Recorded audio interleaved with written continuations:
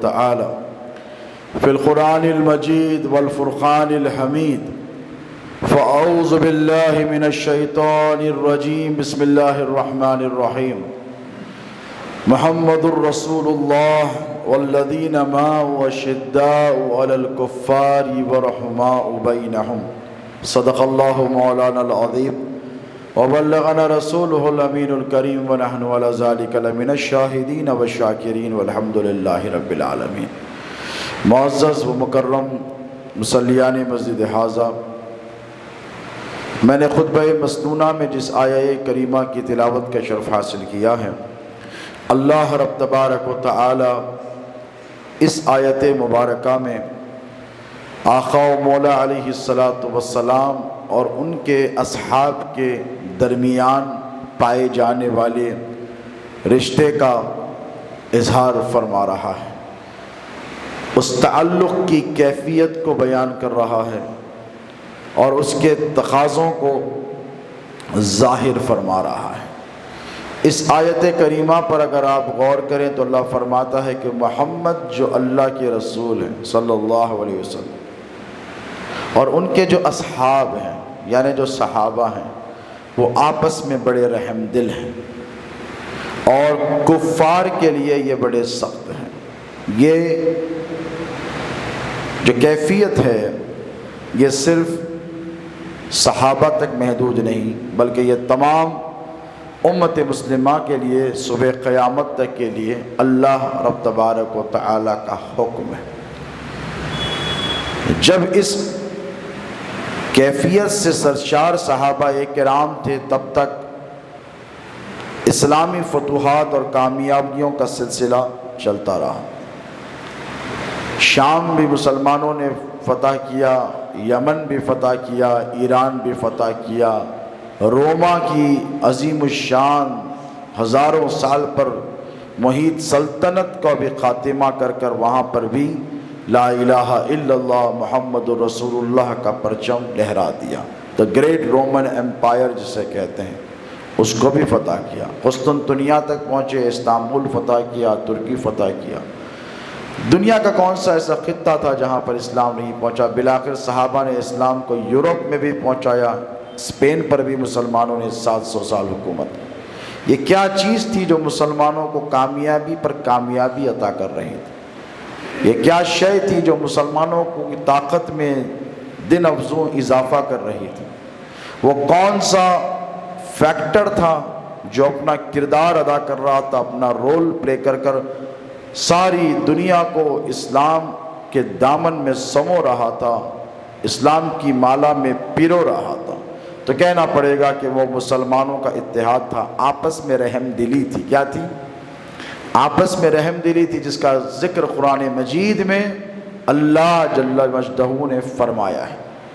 لیکن جیسے جیسے رفتہ رفتہ حالات بدلتے گئے یہی رحم دلی مسلمانوں کے صفوں سے نکلتی چلی گئی۔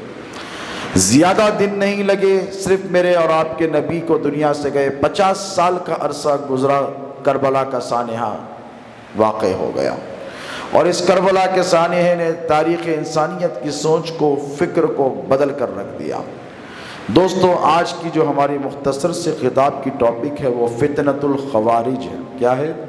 فتنۃ الخوارج، خارجیوں کا فتنہ۔ خارجی وہ نہیں جسے عام طور پر آج کل آپ سمجھتے ہیں۔ خارجی وہ ہیں جنہیں حضور نے اسلام سے خارج فرما دیا تھا، حالانکہ وہ نماز پڑھتے تھے، روزہ رکھتے تھے، حج بھی کرتے تھے، زکوٰۃ بھی دیتے تھے۔ تقویٰ کا یہ عالم تھا کہ اپنے تقوی کے سامنے وہ کسی کو مانتے نہیں تھے۔ پرہیزگاری ان کے پاس اتنی تھی کہ گناہ تو گناہ، زنا اور شراب کے تصور سے بھی وہ گھبراتے تھے، اس قدر وہ پابند صوم و صلاۃ تھے، لیکن اسلام سے خارج ہو گئے۔ کیوں؟ توجہ رکھیں آپ، سیاہ ستہ کی مشہور حدیث مبارک ہے کہ آقا علیہ السلام تشریف فرما ہے اور مال غنیمت تقسیم ہو رہا ہے۔ مال غنیمت وہ مال جو جنگ میں حاصل کیا جائے اور اسے پھر مجاہدین میں، غرباء میں، مسکینوں میں تقسیم کر دیا جائے۔ حضور تقسیم فرما رہے، ایک شخص آیا اور حضور کی بارگاہ میں آیا، سلام کیا، محفل میں بیٹھ گیا اور کہنے لگا کہ محمد انصاف کرو۔ نعوذ باللہ من ذالک۔ حضور نے تعجب سے اس کی طرف دیکھا، یہ کون ہے جو مجھے انصاف کی دعوت دیتا ہے؟ میرے نبی سراپا انصاف ہے۔ آقا و مولا علیہ السلام کے چہرے اقدس کا رنگ متغیر ہوا، حضور جلال میں آئے اور ارشاد فرمایا کہ تیری ماں تجھ پر روئے، اگر محمد انصاف نہیں کرے گا تو پھر روئے زمین پر دنیا میں انصاف کون کرے گا؟ حضرت سیدنا عمر الفاروق رضی اللہ تعالی عنہ نے تلوار نکالی اور کہا یا رسول اللہ مجھے اجازت دیجئے، میں اس کا گلا ابھی کاٹتا ہوں، اس کا کام تمام کر دوں گا۔ اس نے آپ کے انصاف کو چیلنج کیا۔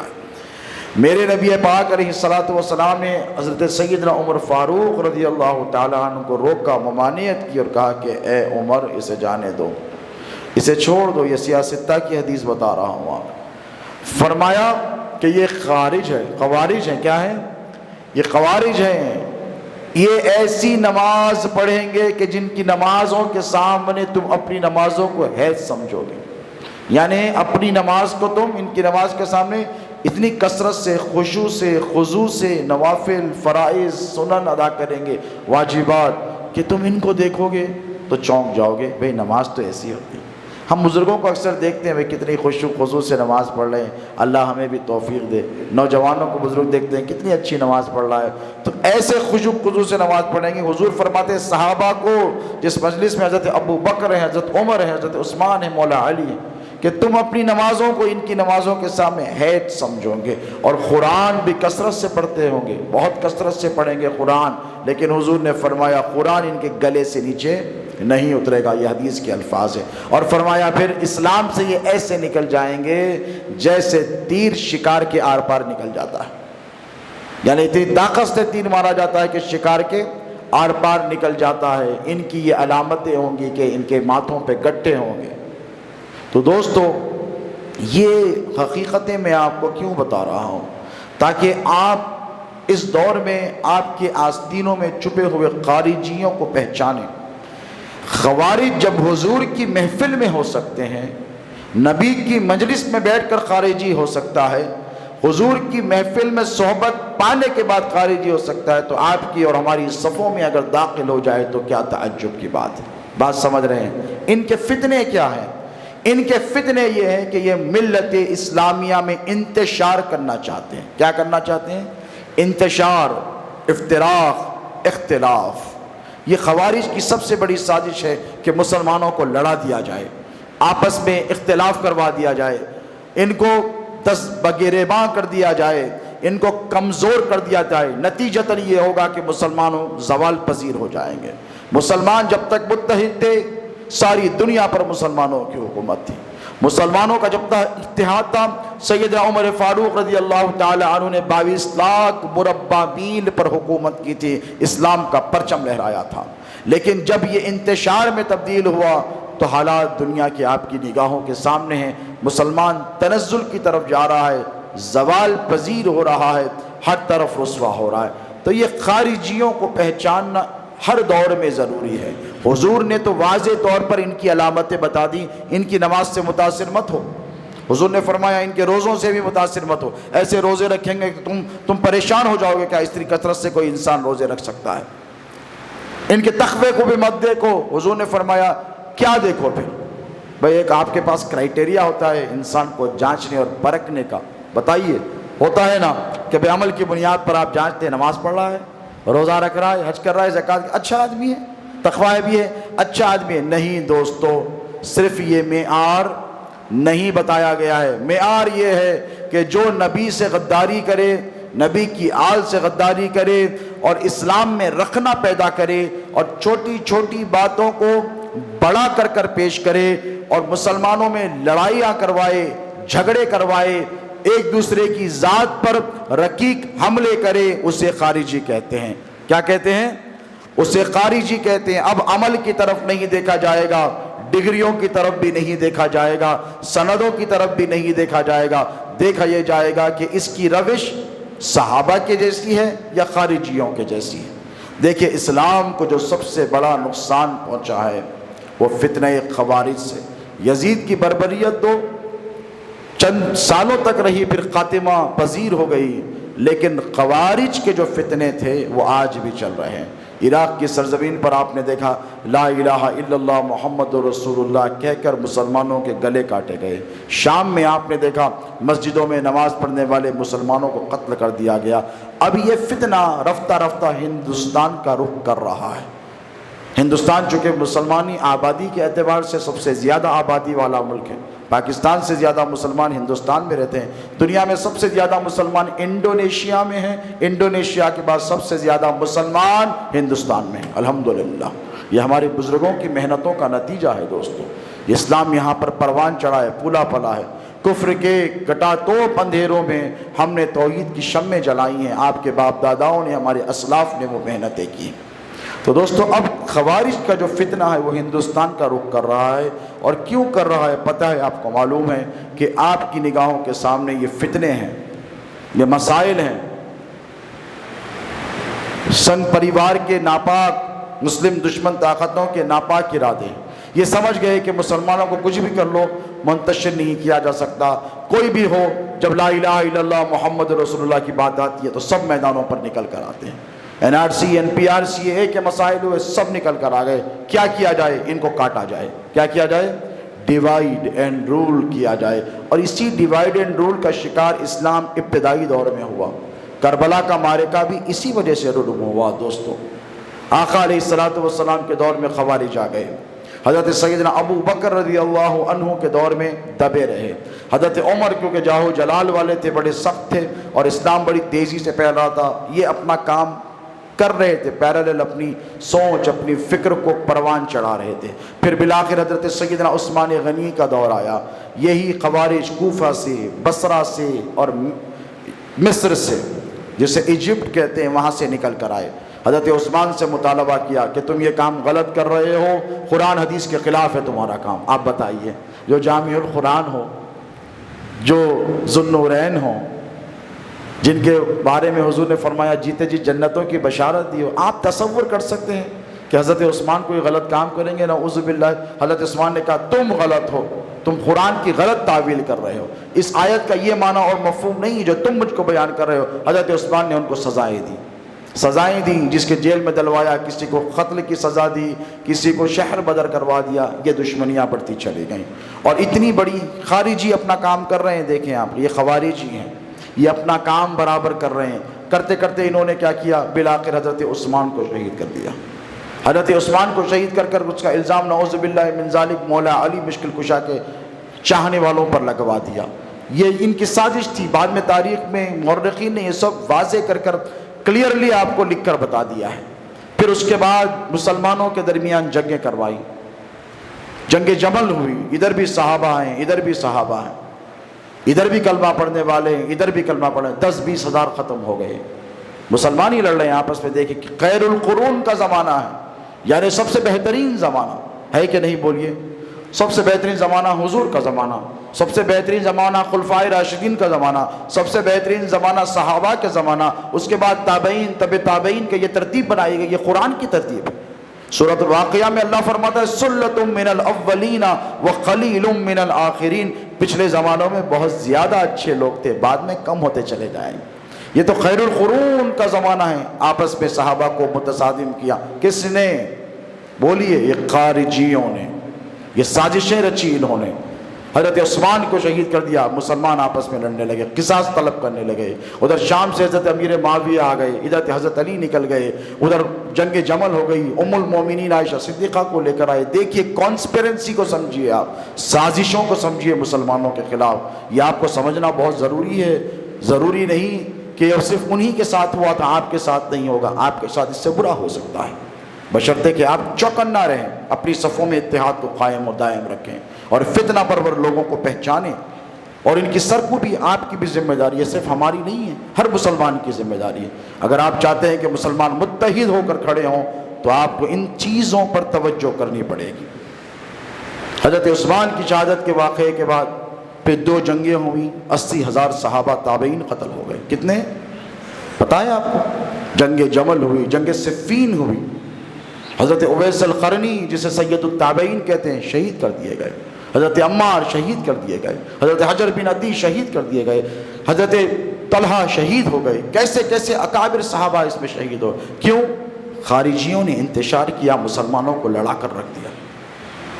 اس کے بعد پھر مولا علی مشکل کشا نے چاہا کہ ان چیزوں کو ختم کیا جائے، خارجیوں کی سازشیں وہ سمجھ رہے ہیں، تو مولا علی نے صلح کی دعوت دی. کیا دی؟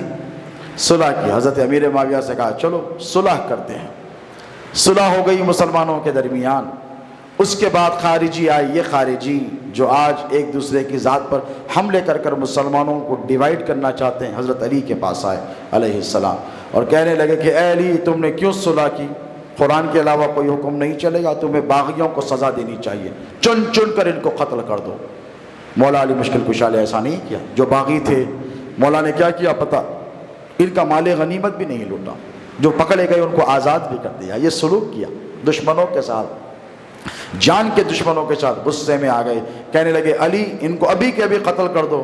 مولا نے کہا ان کا قصور کیا؟ یہ تو باغی ہیں، یہ تو نادان ہے، غلطی سے ہو گئی ان سے، یہ تو میرے بھائی ہیں. یہ تاریخ کے الفاظ ہیں، دیکھیں حدیث کے.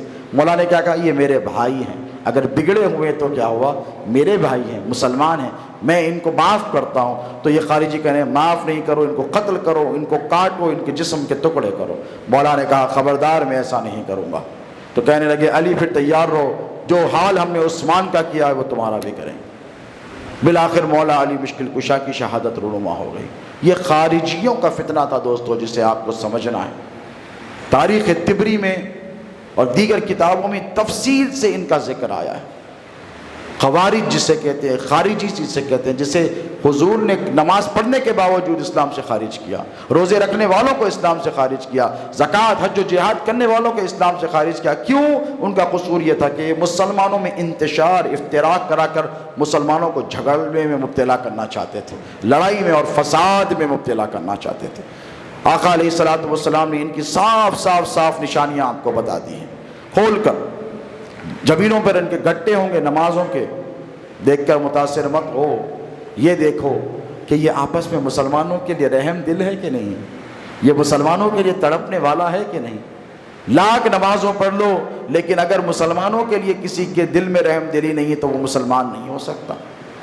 یاد رکھیں حضور نے بتا دیا کہ یہ خارجی تو ہو سکتا ہے، مومن بولیے یہ مومن نہیں ہو سکتا. دوستو ان کی علامتیں آپ کو بتاؤں گا تو آپ تعجب میں پڑ جائیں گے.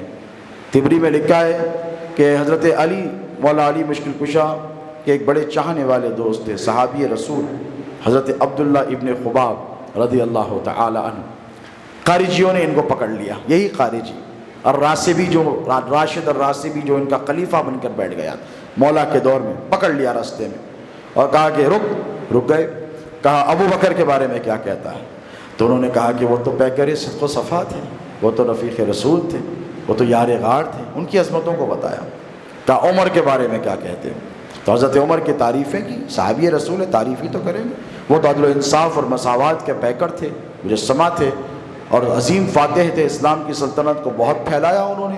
اچھا عثمان کے بارے میں کیا کہتا ہے؟ تو کہا حضرت عثمان ذو النورین تھے اور وہ جامع القرآن تھے، مسلمانوں کے خلیفہ برحق تھے. تو کہا علی کے بارے میں کیا کہتے ہیں؟ یہ خارجی پوچھ رہے ہیں. دیکھیے تو کہا کہ علی تو شجی تھے، بہادر تھے، باب العلم تھے. مولا علی کے فضائل بیان کیے. جب یہ سب سنا چاروں خلفاء کی تعریف، قتل کر دیا، جسم کے ٹکڑے ٹکڑے کر دیے ان کے. کیوں؟ اسی لیے کہ یہ مسلمانوں کی تعریف بھی برداشت نہیں کرتے تھے، حالانکہ مسلمان بظاہر یہ خود تھے. جسم کے ٹکڑے ٹکڑے کر دیے. ان میں سے ایک نکلا تاریخ طبری میں. اب دیکھیں قتل کرنے کو یہ معیوب نہیں سمجھتے، عزتوں کو اچھالنے کو یہ معیوب نہیں سمجھتے.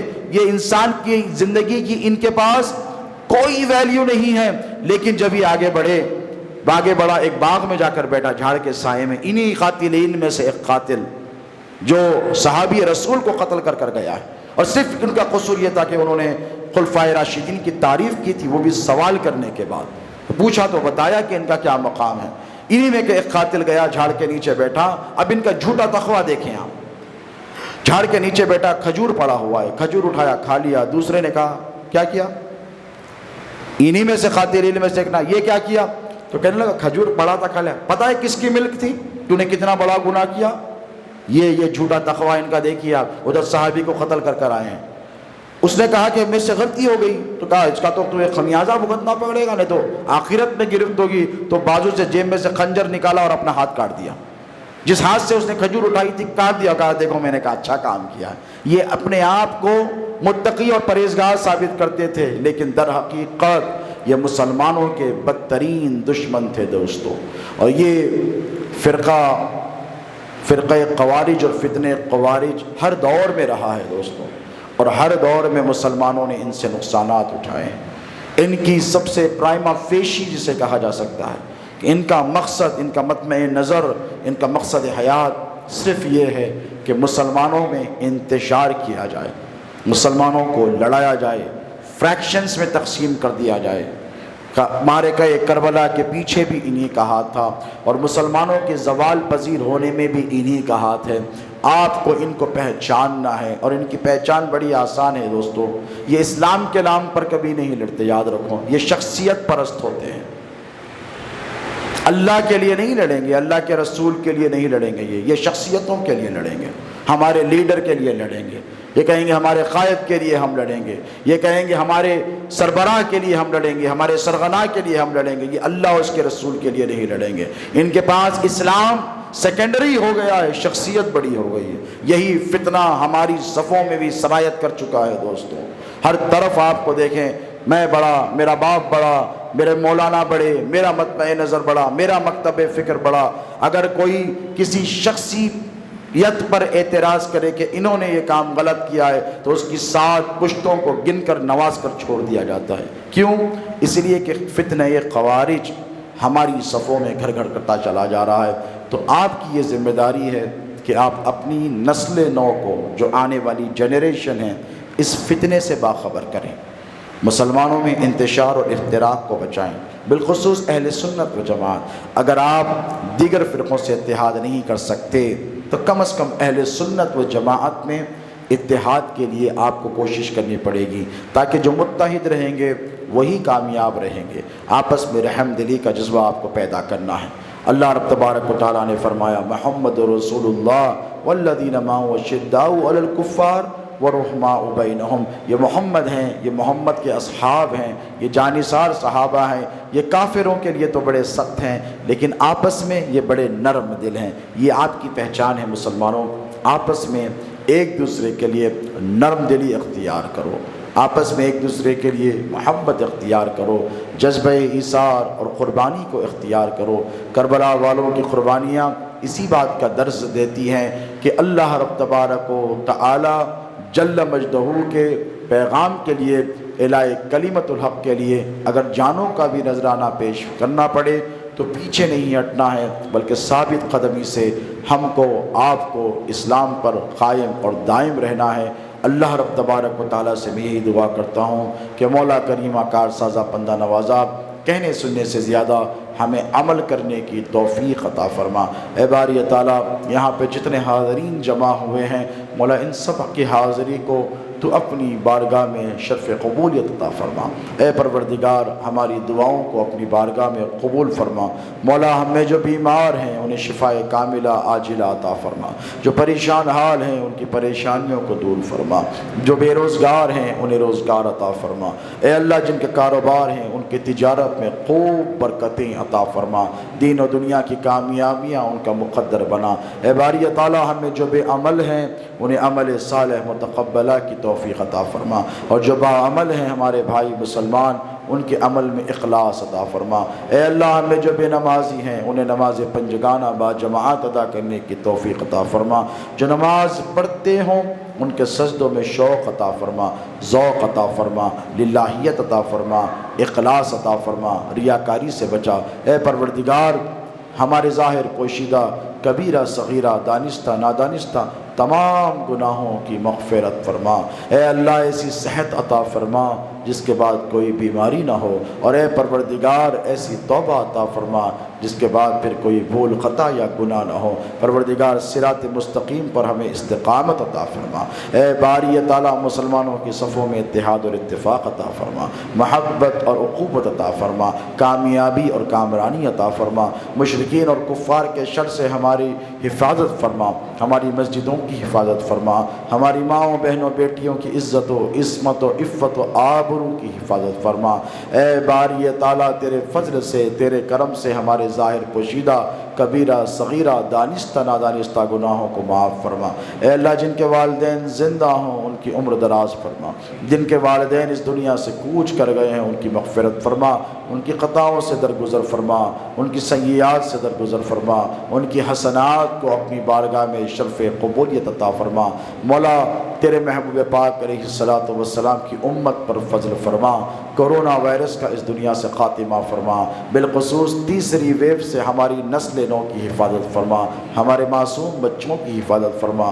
مولا اس بلا کو، اس وبا کو کربلا والوں کی قربانیوں کے صدقے تصدق اس دنیا سے رفع اور دفع فرما، عافیت کی زندگی عطا فرما، سکون کی زندگی عطا فرما، اطمینان کی زندگی عطا فرما، آزمائشوں سے بچا، آفات سماوی و ارضی سے بچا، مولا بھٹکنے سے بچا، بے راہ روی سے بچا، گناہوں سے بچا، تیری نافرمانیوں سے بچا، دل میں تیرے نبی کی محبت میں دھڑکنے اور تڑپنے والا دل عطا فرما، اور آنکھیں تیری یاد میں رونے والی عطا فرما۔